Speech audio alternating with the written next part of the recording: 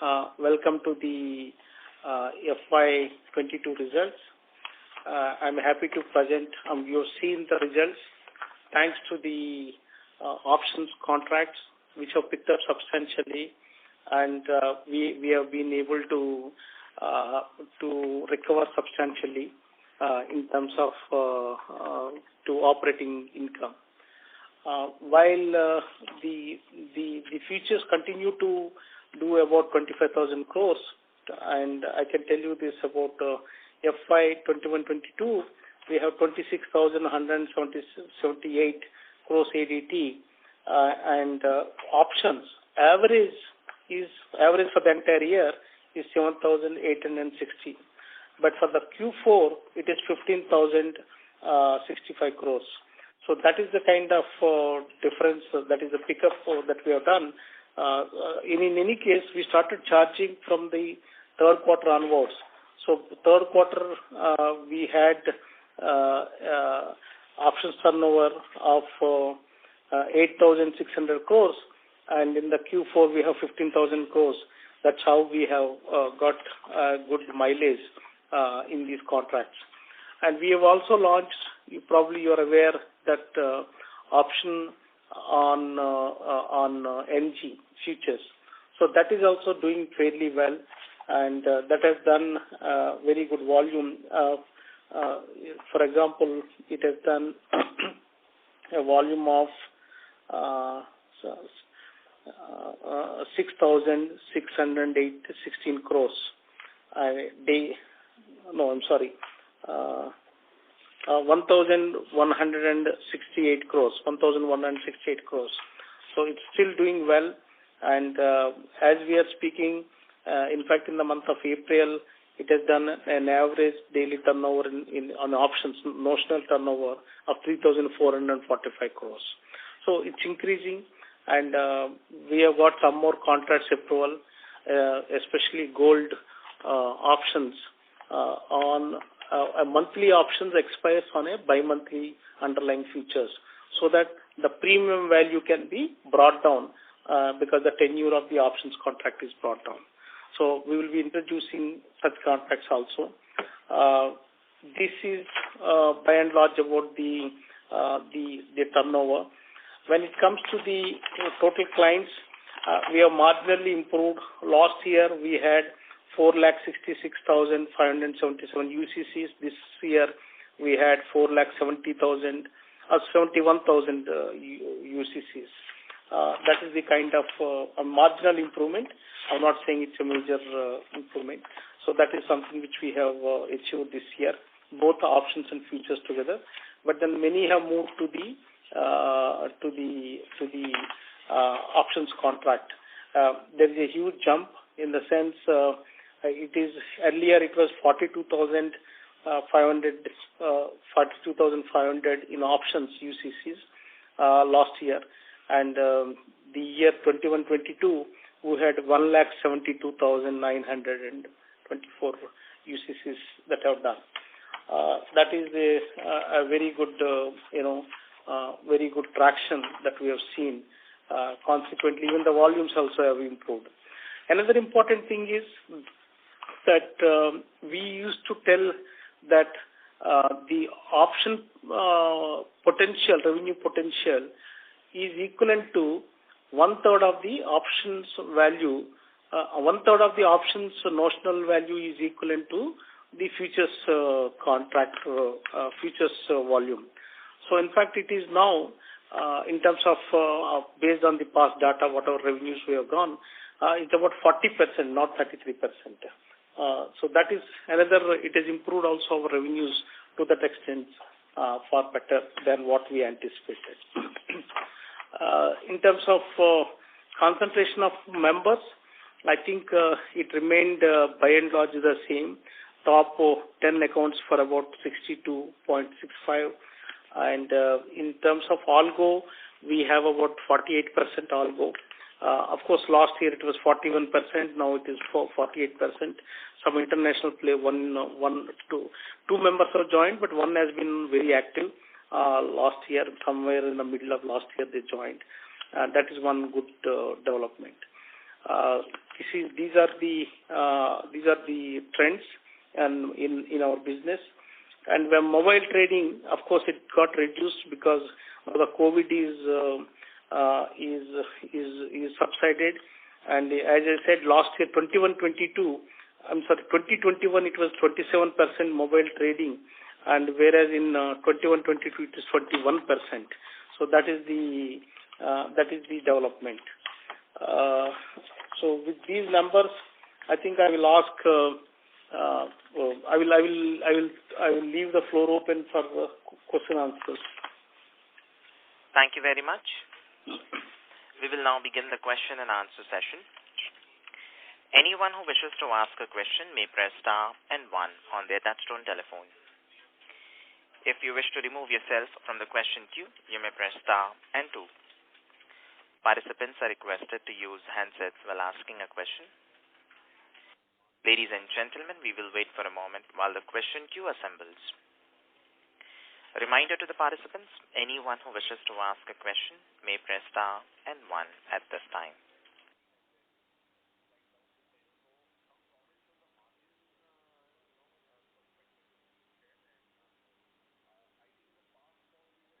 The first question is from the line of Mohit Kumar from DAM Capital. Please go ahead.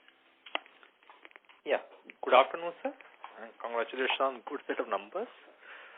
Especially, sir, can you just give us a breakup between the transaction charges for options and futures, and also the annual subscription fees for the quarter and for the year? Yeah, Ms. Bolar. Yeah. Just take it. See, for the annual, we have earned around 32 crores as transaction charges from options, right? And around 3 crores as membership fees on an annual basis. The rest is future transaction charges on futures. So the main income that we have. Am I audible, please? Yes. Yeah. So our operational income consists of mainly transaction charges, which I said 32 crores was from options. Around 3 crores has come from membership fees. Also, we have data fees. This year we have earned around 5 crores on data fees. Yeah. The balance is mainly for the whole year. Is it possible to give the breakup for the quarter, sir? Yeah, I'll give it. So for the quarter, the options was 20 crores, 22 to be precise. And then we also have memberships, which is a bit less than 1 crore, and data feed also, which is more than 1 crore. Understood, sir. Secondly, sir, what is the timeline for introducing gold spot exchange and electricity derivatives, in your opinion? Yeah, I think coming back to the electricity derivatives, I think we have been doing a lot of rounds of discussions and etc. Now that there's a cap imposed on the spot market on the electricity prices, 12 rupees has been imposed on for every kilowatt hour, and that is a big challenge at this point in time. But nonetheless, we are seeking the government, especially the regulators, both the regulators, CERC and SEBI, to approve at the earliest. So they have to approve the contract, then only we can launch it. But as I said, we have submitted more than a year ago our contract specifications for approval. This is one part of it. On the gold spot exchange, probably the GST issues have to be resolved. So that's why even other exchanges have not moved forward. But as far as MCX is concerned, this gold spot exchange contract will be delivered so maybe little later in terms of technology platform, little later than our CDP project goes live sometime in late August or early September. So that is the status at this point in time. But without GST issue being resolved, I don't think it will take off at this point in time. Sir, one bookkeeping question, sir. Why depreciation is low in the quarter? Yeah. Yeah. So we had when we, as I mentioned earlier, that, there are certain assets that we, when we started the year, we thought that we would not be able to use it post September 22. So we had a relook at this, because there are a lot of high-end servers that we had procured over a period of time, which still have a useful life. So we we re-examined this, and, we realized that usage we could still use it post September 22. For other purposes, for other activities. Therefore, we, rework the useful life, and accordingly, the depreciation for the quarter has been, has reduced marginally. Understood, sir. Thank you, and best of luck, sir. Thank you. Thank you. Thank you. The next question is from the line of Devansh Negotia from SIMPL. Please go ahead. Yeah, my question has been answered. Thank you. Thank you. The next question is from the line of Saket Kapoor from Kapoor and Company. Please go ahead. Yeah. Namaskar, sir, and thank you for this opportunity. Sir, if you could throw some more color on this software support charges and the product license fees. What is the fixed part and how much is the variable part in this, sir? Which one you're talking about? Line item 4B, software support charges and product license fees of 18 crore. We have seen an incremental 3 crore rupees increase quarter on quarter and also year on year. So if you could explain the breakup of the same and what is the fixed part on a quarterly basis and how much is variable? Yeah. See, there are two components to this. One is what we pay to 63 Moon. Right, so there's a fixed component as well as a variable component, right? So the fixed component is 1.2 crores, right, and the variable is 1.2 crores per month. Per month. Okay, and the variable is based on our turnover. So during the quarter, which includes transaction charges on futures and options, right? So obviously, since we had good volumes in options, we had to, as per the agreement, we shared a part of it with 63 Moon. Also, we also have in the product license, we have an agreement with CME, which is a calendar year agreement. So and for the quarter ended March, we had good volumes in energy products. So we had to make a provision of around 90 lakhs for the quarter, which would be payable. This is only a provision. So as we go along for the entire calendar year, we will get an idea in December whether there's anything that we have to pay in addition to the minimum commitment charges to CME. So 1.25 is the monthly figure for which is to be paid, and 15 crore annually is the fixed part, and others are variable. No. 15 crores may be for the 63 Moon software. 63 Moon software, yes. Yeah, and there is another with the CME. Okay, that is also up to certain amount it is a fixed, and beyond that, based on the revenue we earn on these contracts, you have to pay. Now the third component is the variable pay to 63 Moons. So because the last quarter was good, so we had to pay extra. That's what it is. Okay, sir. And sir, if you look at the other expense items, sir, what constitute this 11.5 crore? What are the key components to it? Yes. See, one is, just hold on, I'll tell you. See, one is we have our administrative expenses, right? We also have traveling, advertisement, all the professional fees, all that. Yes. Right. Right. Sir, now coming to this income part of the statement, sir. Sir, currently, sir, what are the current growth triggers for our line of business that we are pursuing and that may fructify going forward? And sir, you mentioned about this UCC part. It is the unique client code, I think so. That stands for UCC. That's right. So, sir, how many? What quantum are active UCC, sir? If you could give some more. What I said is active only. Who have traded in this year. Okay, sir. And about the growth trigger part, sir, what are the steps the organization is taking to to improve the business volume and therefore the profitability? And I have a couple of two more questions, and then I'll join the Okay. One is that the option contracts, we are aggressively pursuing it. And that is one thing we would like the market to support us, which they have been doing it. Especially the margins are reduced in the case of options. It impacts less as against the futures contract where there is a peak margin, etc. there. And when it comes to this is one. The new products that we propose to introduce is another growth driver that we are looking at it. As I said, we have received approval for gold options on a 1 kilo bar, where the underlying features is a bi-monthly contract.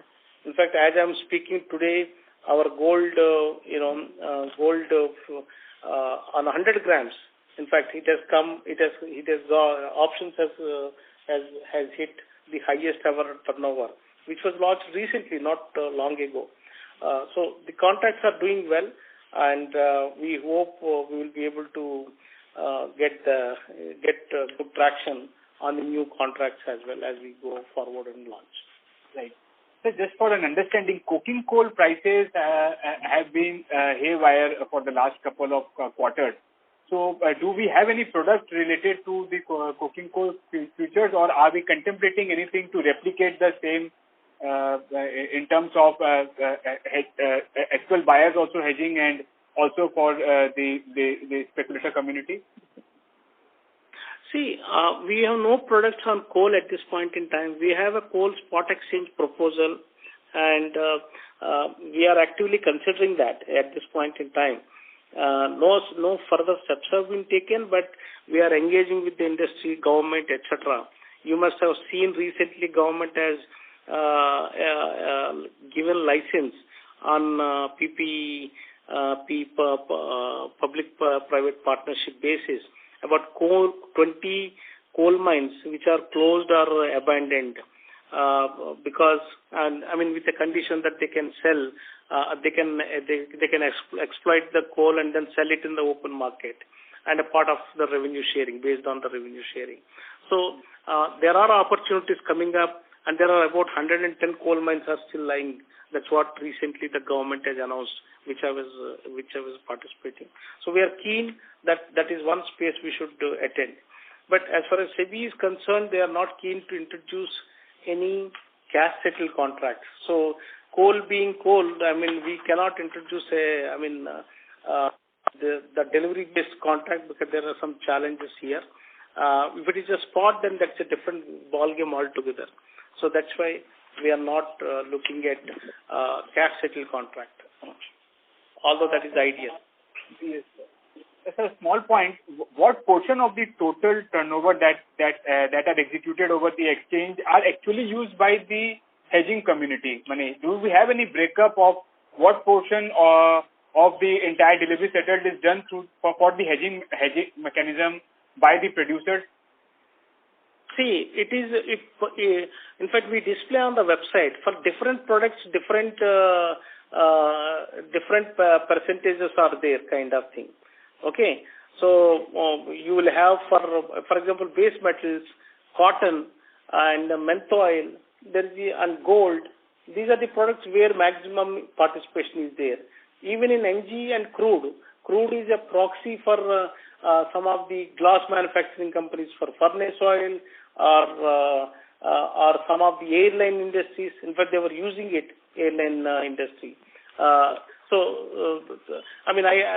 all varies from product to product. That's the way it is.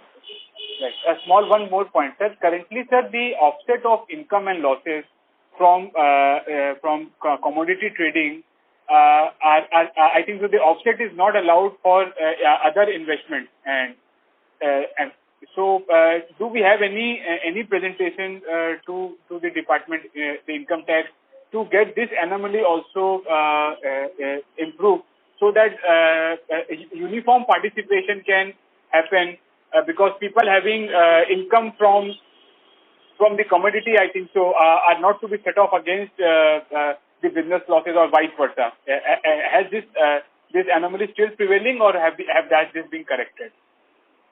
See, CPA, that is Commodity Participants Association of India, has been taking up this issue with the government. Under the different sections, they wanted the benefit to be given, and I'm not too sure exactly. I will not be able to comment on that part of it. Okay, so there's, as such, status quo only. There is no update on this. That's right. That's right. And a small point, sir, the retail community, the HNI part are always looking for this annuity type of income that is in the form of interest, where they pursue the same through the bond market and other mutual funds.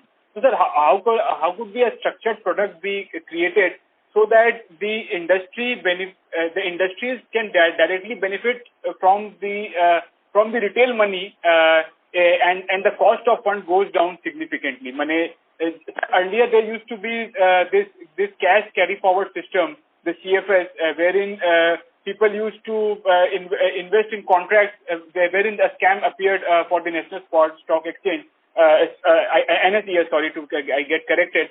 So, are we contemplating any kind of product wherein the retail savings can be channelized through the electronic medium in creating interest income in the form of the total contract being held?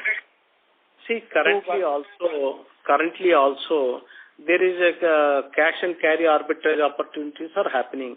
But the problem is here, most of these products being delivery-based contracts, and the moment you participate and you become you must have a GST, okay? Correct. Because when you offload the stock at the next settlement, because there is a arbitrage opportunity, it earns maybe 12%, 13% return. There are mutual funds participating, by the way, in the cash and carry arbitrage opportunities. But the problem is, for individuals, GST registration is a cumbersome thing. So that is the reason why we have been taking up with the SEBI and government that there should be an alternative mechanism through which these people are not required to go to GST, but then we collect it and then pay and then adjust it both ways. We collect it at the same time. We will also give them the credit through what you call a designated entity kind of model. So when we are trusting us to collect the stamp duty, STT, CTT, whatnot, exchanges are doing all that. So they should trust us with this model also. Let us see what will happen is before the government. Yes, sir. And on the exceptional item part, could you explain the nature of the same, and is this now a cash flow type? What is, if you could explain this 20 crore exceptional item? See, out of this, that's right. There is a dispute going on with a firm, London-based firm, on the software development for the spot pro-project. Okay, probably you are all aware because it is there in the notes to accounts all along. Yes, sir. Okay, yes. And the party has been very weak financially. Okay, pursuing arbitration is like throwing good money after a bad cause kind of thing. So we have to weigh both cause and effects of it. So the code, whatever that has been developed, we have taken some pending what to call invoices, or we have withheld some few invoices. Only so much has been paid, and then we have got out of that Singapore arbitration tribunal. It's pending before that, so we are out of that. Now the code has been analyzed by our specialist technical team.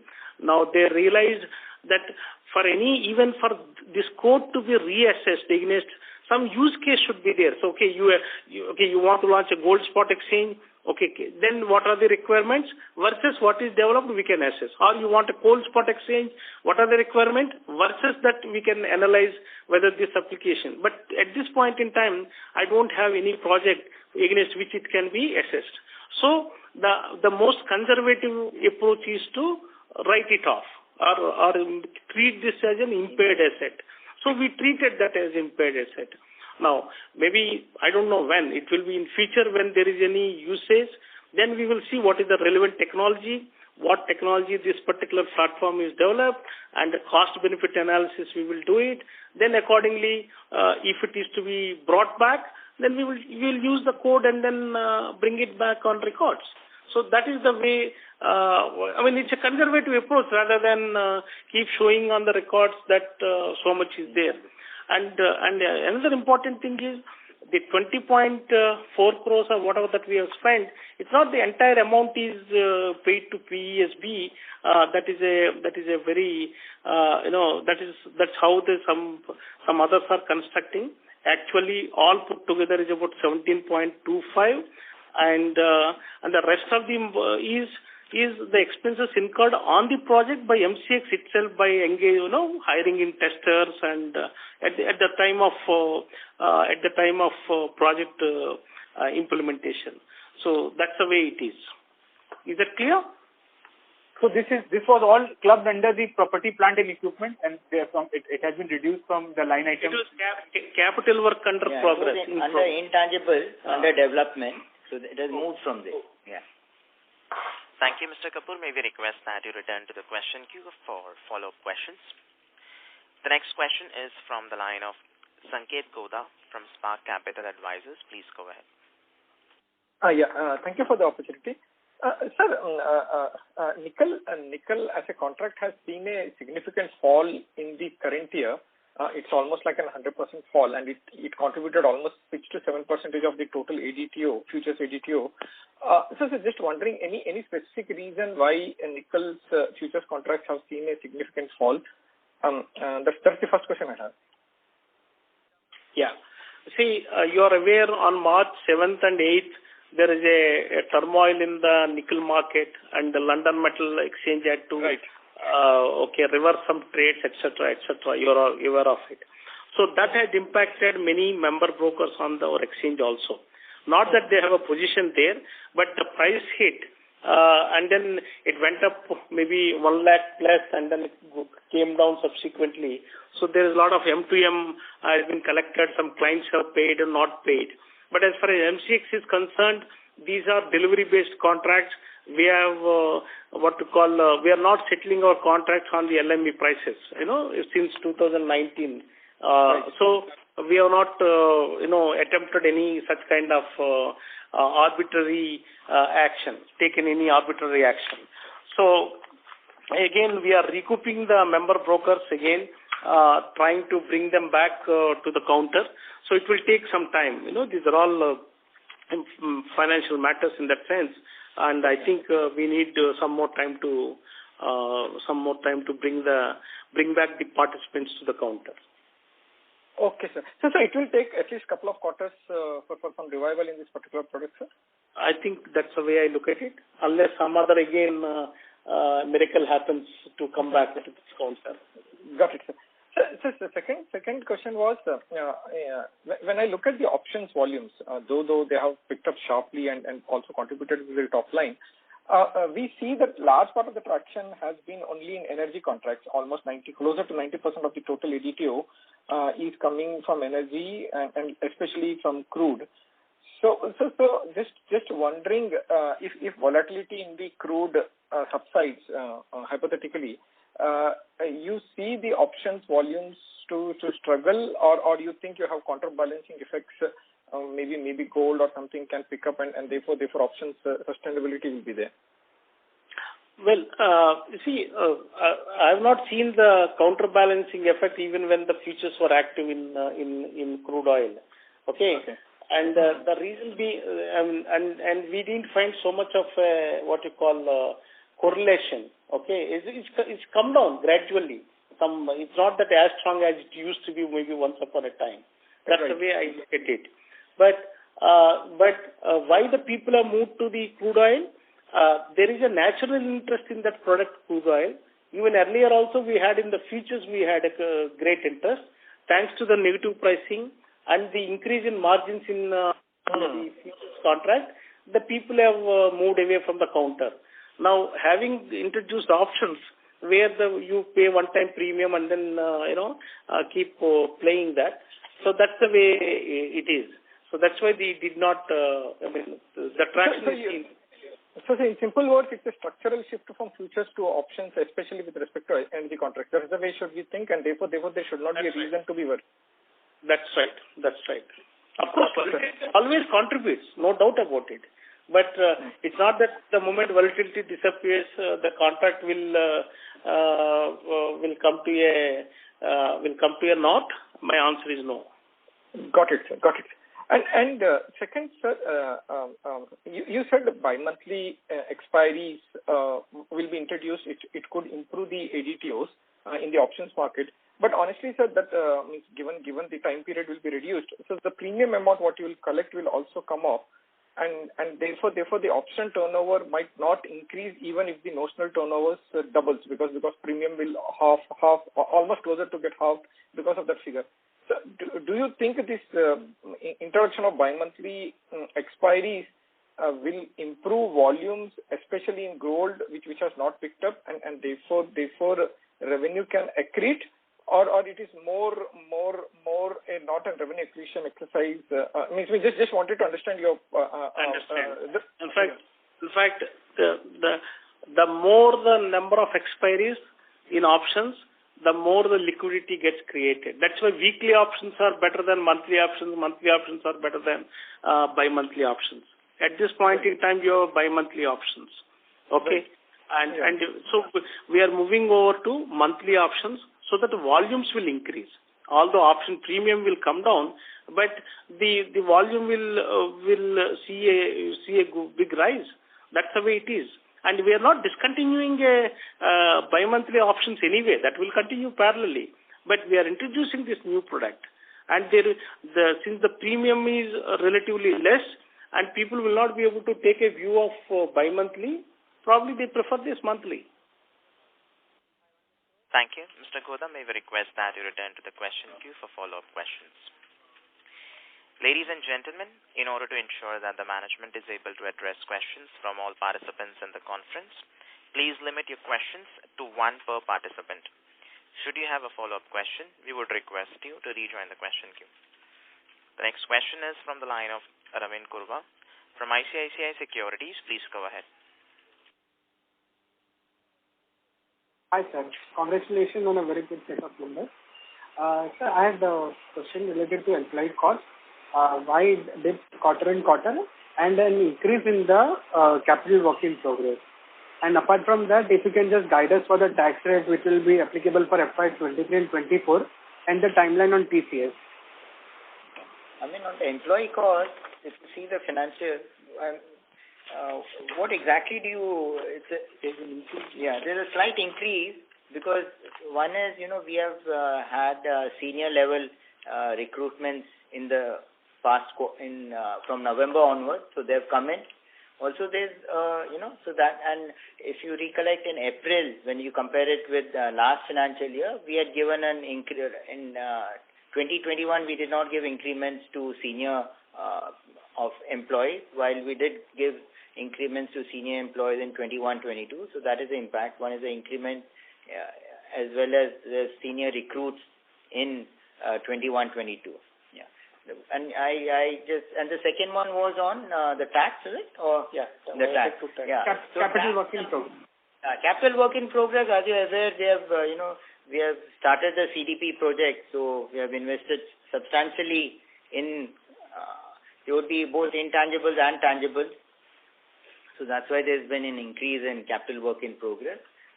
So as we keep spending it on the project and keep releasing it, it goes under the capital work in progress. So we will capitalize it once it goes live in October. The third thing is on the tax rate. I'm glad to tell you that, we have fully utilized our MAT credits. We have also fully utilized all the long-term brought forward losses that we had, which we have adjusted under our long-term capital gains. So the balance the gains that we had after utilizing the total capital losses, so we had to pay at the nominal rate. And going forward, we'll be able to use the earlier rate, the lower rate of 22%. Yeah. So going forward, I think we'll be able to use 22% corporate rate. Okay. And the guideline on TCS implementation, the new software, are we on the timeline to implement it from the H2 of FY23? Yeah, that's what we are targeting. And in fact, as I'm speaking yesterday, we had a part of the application has been released for mock, and it's all the circular is in the public domain. So as we complete some more modules, we will be adding to the mock and doing the needful. We are hopeful that we will be able to make it. Thank you. Thank you. The next question is from the line of Prem Patel from DM Capital Advisors. Please go ahead. Yeah. Thank you for the opportunity. So my question to you is, why is the crude margin still hovering at around 20 to 25%? And do you think that it will come down to the previous levels of like around 5 to 6%? Well, 5 to 6%, no way, because the initial margin minimum prescribed by SEBI itself is 10%. Okay. So why can it come down to from 21% to 10%? It can come down, and as I said in the past, in the previous quarter also I have mentioned, SGF is coming in the way of it's become a constraint, because we have already about 525 crores SGF we have it, and if we want to lower the margins based on the stress test results, we need to have a higher SGF cover, which we don't have at this point. Otherwise, we have to contribute from our corpus. So, some discussions are going on with SEBI with regard to the modalities of putting in money, taking out of it from the SGF fund. If those things are approved, probably we will be able to contribute to SGF, and once the requirement comes down, we'll be able to withdraw also. So that in and out the freedom is what we are looking for. Then we will be able to do that. Okay, thank you. Thanks a lot. Thank you. The next question is from the line of Aditya Chheda from InCred AMC. Please go ahead. Yeah, hi. 10 days ago... The line for the current participant has got disconnected. We'll move on to the next question from the line of Amit Chandra from HDFC Securities. Please go ahead. Yeah, hello. Yes, hi, sir. Thanks for the opportunity. So my question is in the option side. So, as we see, 90% is still crude, and we have introduced like newer contracts in gold.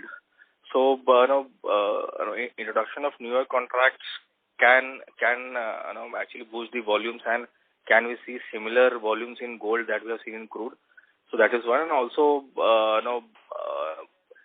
what is the timeline for the introduction of the index option contract? Because index has been a big hurdle in terms of in terms of approval from the SEBI that we have got. So like what is the timeline for the index options launch, and in terms of contract specification, as it will be like gas settled, can we see higher volumes in the index option contract? What's your view on that? Sure. In fact, we have introduced the NG options sometime in the middle of January. Okay. Now, with NG options we introduced just this year, this calendar year, January. And now, as I'm speaking, in the month of April, it clocked a options turnover of 3,400 crores. And crude oil, 12,686 crores in the month of April. So, which is almost on 17-18%. So, and once we introduce the other option contracts also, gradually it will reduce the what we call the preponderance of crude oil contract, options in this. So we expect this to grow only, and we have no problem on that. And let us see how the other contracts will do when we introduce it. Coming back to the hello? Index options timeline. Index options, that's what. Index options. With the introduction of, with the debacle in the nickel contract, our metal index is not doing at all well, because it carries almost 26% weightage. So it is disrupted that, that contract. Of course, now Bulldex is only doing well. And in the case of Energy Dex, obviously the margins and other issues are affecting it. But once we revive it, we will be looking at it. Because first you need a strong underlying contract. If underlying contract is good, then the rest will fly. So we are not going to launch in a hurry the options on index futures. Okay. And sir, on the shift of technology that we're planning by September, so now what kind of risks that you're seeing, because still we are very close to the timeline now. So if the transfer doesn't happen, or if some more time is required, so is the existing vendor ready to extend, say, for 3 months, 6 months, or it's a hard stop in September and we have to shift to TCS? So how it is structured?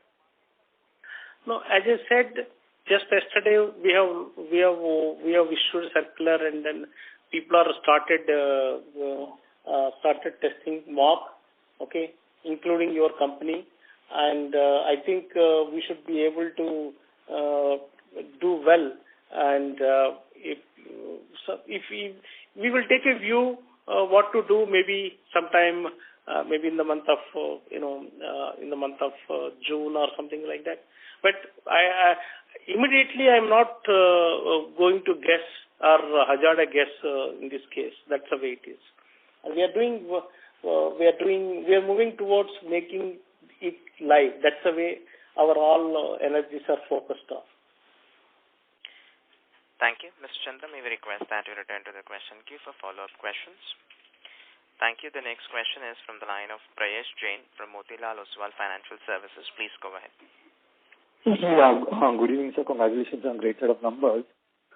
Firstly, on the balance sheet side, if I look at other current financial liabilities, they've gone up 50%. What would be the reason for that? Yeah. See, if you recollect that we have, we have parked all our funds. There are two reasons for this. One is, with the Schedule 3 coming in, so we had accordingly the aging has moved. Also, we had last year around 250 crores of our funds in tax-free bonds, which we have liquidated, and we have put it in ultra short-term as well as arbitrage funds, which are in the classification. So that's why there's some movement in the classification. The ratio has gone up. Yeah, that's why the ratio has gone up. Okay. I'll take that offline. But the second question would be on the futures or options which the oil companies are trading today with you guys. Are they what extent are they hedging their requirement? The question is more whether there is a scope to improve, or is there any regulation that is restricting them to increase their hedging mechanism?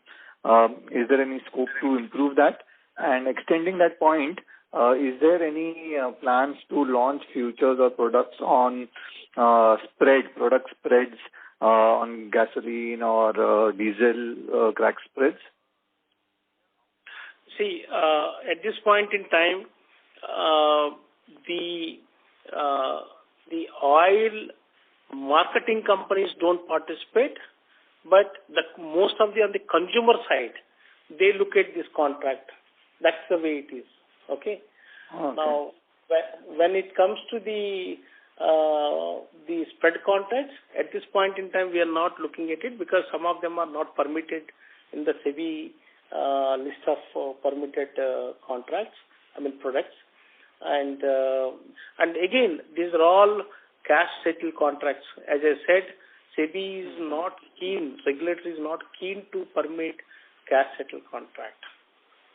Okay, got that. Thank you so much, sir. Thank you. The next question is from the line of Pritesh Chheda from Lucky Investment Managers. Please go ahead. So I have three questions. One, what is the extent of institutional participation in the total volume? Second, in the cash that we have, cash and investments, X of broker deposits, what's the clear cash balance that we have? And my third question is the tech cost on the replacement of the tech. What will be the P&L impact, and when will it reflect?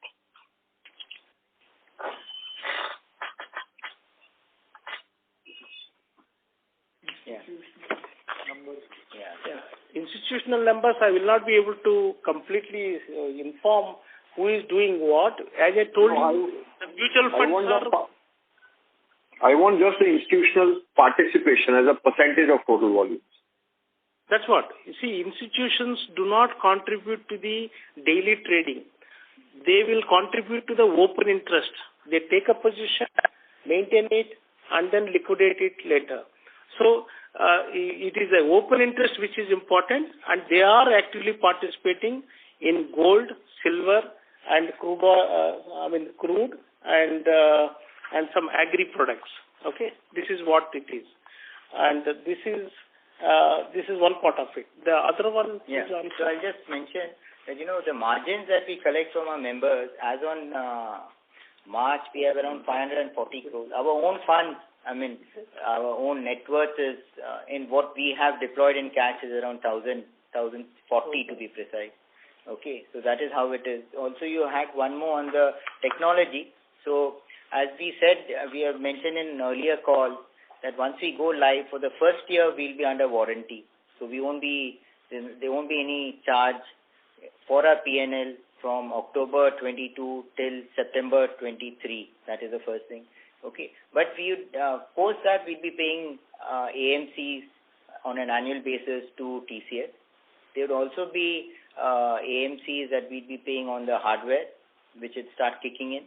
There may also be some, operating software that we take, in the system. Either you purchase a perpetual license or a subscription-based license. So those costs will start kicking in if you're going in for a subscription-based licenses. So post go live, those costs will kick in. Thank you. We'll take the next question from the line of Ravin Kurwa from ICICI Securities. Please go ahead. Hi, sir. I had one more question. So this was regarding the BSE part. So BSE is going to launch its gold spot exchange. So why are we facing some difficulty on it? Okay. See,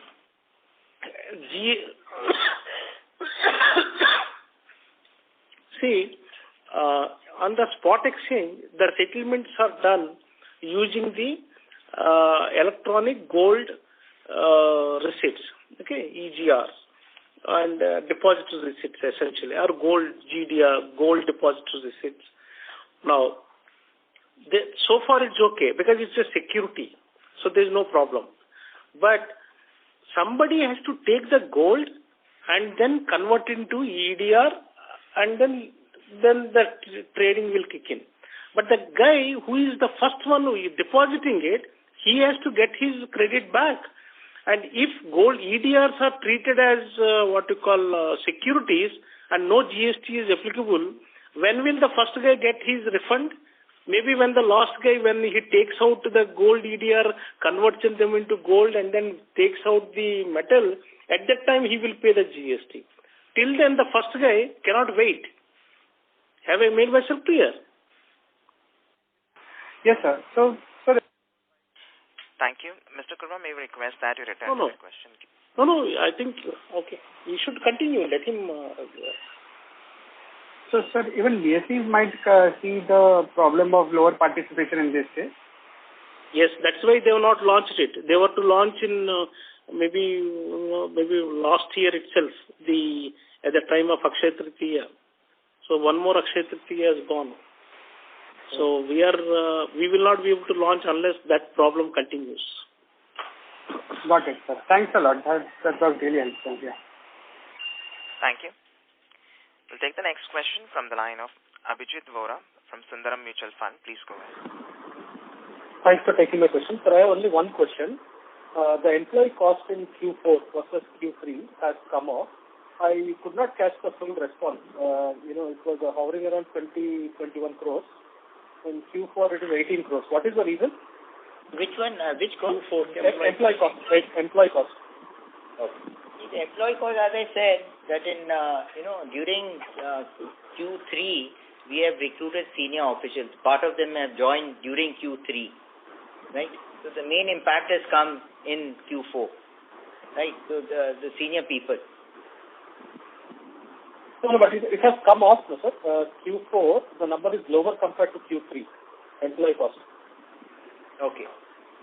We have had, while I said that in Q4, senior people have joined, also there's been some attrition in the company. So numbers have also dropped. Okay. So this 18 crores is the number we should look at. Yes. Right? Q4. Oh, sure. Thank you. That was my only question. Thank you. The next question is from the line of Samir Dalal from Natwallal and Sons Stockbrokers. Please go ahead. Yeah, so, partially you answered the question that you'll start for the new software from September onwards, you'll start, for the first year, of course, there's no fee, and then after that, you'll start. If you can just give us a breakup, how much will be the savings that will come from what we're paying FT versus what will be the future payments? I want to get the differential. If there's some sort of indication on savings of cost on the software side you can give us. See, as I have been saying, we will not be able to disclose as to what is the AMC cost. As I said, it will be a single-digit figure. Is something which I have been saying it. No, that I agree. We've discussed that, sir. So what I'm trying to say is, if you can quantify at least what would be. So you said there are 3-4 variable costs in the software support charges and all of that, which include certain fees to even different exchanges and things like that. So no, that is different. That is different. Please understand. One is the software is different, product license is different. What we told you is that we have an agreement with Chicago Mercantile Exchange for the purpose of crude oil and the NG. So that is linked to the volume and subject to fixed pay. Now, in the case of TCS contract, there is no fixed pay. There is no variable component. Correct. So the only fixed component, no variable component. I'll just clarify. From October 23, we pay a fixed AMC to TCS, and that has been fixed. The amount has been frozen for the next 5 years. Right? Correct. So I'm just asking, what will be the differential? What will be the savings to the company? I'm not asking you how much you pay TCS. I'm just trying to. No, I understand. But see, presently we pay, as I said, 1.3 monthly to the present vendor, also a variable. So on an annual basis, we pay around 50 to 55 crores to the present vendor. Okay, around 50 crores. But going forward, while we may not be paying this, we'll be paying after October 23, we'll be paying a single digit to TCS. There may also be other expenses that we'll incur. As I was mentioning, if depreciation would be substantial, because once we start capitalizing it, and if it is around 8 or 10 years, there would be a substantial amount of depreciation. There will also be some subscription costs for operating systems that we'll incur, right? So those will start kicking in. So, again, I'm asking, if there's any way you can quantify if there's any savings at all that is coming from this activity or exercise. There will be some saving, no doubt about it. And you cannot quantify that at this point of time? Yes, that's right. Okay. Maybe once we go live, then probably there will be better visibility. Okay. Now, you said there was a software development cost upfront fee that you all had paid TCS. Has that full amount been paid to TCS yet? No, it's still going on. There are some milestones, and accordingly we will pay. Sure. And this will be amortized over a period of time, or this will be run through the P&L once the development is done? This is going to be part of the intangible software, the platform that is being developed. So it will be amortized over a period of time. Oh, it will be amortized over it. So that is what you were saying, it will be the higher cost also that will come. Yeah, that's right. So we'll have a higher depreciation. Correct. But the cash flow will be affected once you go live. That's right. Okay. Thank you very much for the answer. Thank you. The next question is from the line of Siddharth S., individual investor. Please go ahead. Hello? Yeah. So my question is about the impairment of the software that we've taken of about 20 crores. I heard that you said that currently while you have the code available with you, but you don't have any use case to compare the same with it. Can you throw some light on it? Because I would assume that a use case would be developed before developing the software in the first place? That is the first one. And I also wanted to understand how, what was the basis of selecting the software vendor, given that you said that there was not much scope in pursuing the arbitration. Thanks. Yeah, sure. You see, when in 2017 and end of 17 and 2018, when it was shortlisted, yes, RFP was floated, international competition was invited, and there were bids from Cinnobar, PSB, and NASDAQ, etc. Many have done that. So it is done through the RFP process, and in the RFP, various criteria are there for your financial stability or a kind of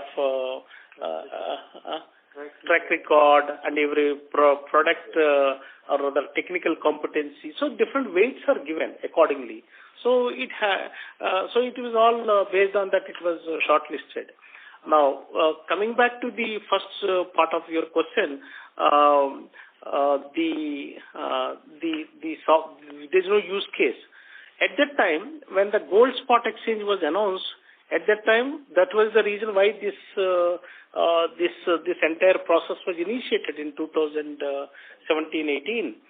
Now, but then the gold spot exchange was not launched, and the government didn't do it until now, until recently, until last year.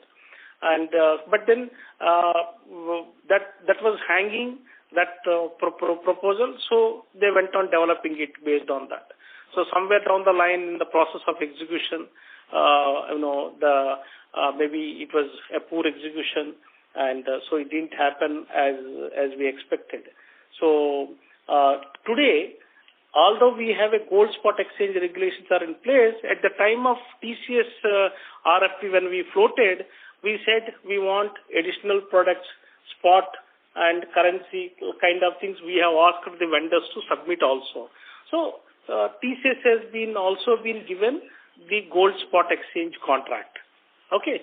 So because we have already developed, we are developing in the CDP project, and the substantial piece can be used. So the other project will be in good shape. Of course, we did not have the visibility of this PSB issue, because obviously they were disputing and all that. So we do not know what will happen. Of course, we did reassess it. At that point in time, we checked it, and it was coming out to be substantially higher. And this is the way the committee has assessed at that point in time. At this point in time, other than gold spot exchange, I don't have any other exchange to launch. So that is the reason why we have taken it. That doesn't mean it cannot be used in future. No, I'm not saying that. For the present, we are not able to do anything about it. Sir, just one follow-up on this. So, are you saying that some portion of this code will be used by TCS to develop the spot exchange, or that will be developed completely separately, and therefore there will be no use case, at least currently, for any gold spot exchange? No. Gold spot exchange will be based on the CDP code that they have already developed. Okay. They are developing it. So there's no link between the two. Let's be very clear. But currently, I don't have any more visibility about any other project. That's the reason which we have. So it's a very conservative approach that we have taken in that sense. Okay, sir. Sir, lastly, on the CDP project, you said you will evaluate the project in June. Sir, any context in terms of... Not evaluate. What we are saying, whether to take up for any negotiation, for any extra AMC, that kind of thing is what somebody was asking the question. So in that context is what I said. But at this point in time, we have already launched what you call mock trading yesterday, and we keep adding some more modules to once the stabilize in UAT. So the work is in full swing, and our ideal and desired position is to go ahead with TCS platform and launch the product. That's the way it is. Thank you. Ladies and gentlemen, due to time constraint, we will take that as a last question. I would now like to hand the conference over to Mr. P.S. Reddy for closing comments. Thank you. Thanks to all of you. We will continue to work hard to meet all the expectations of all stakeholders as much as we can. And it is, we sincerely hope that you will continue to encourage us and support us in this endeavor. Thank you so much.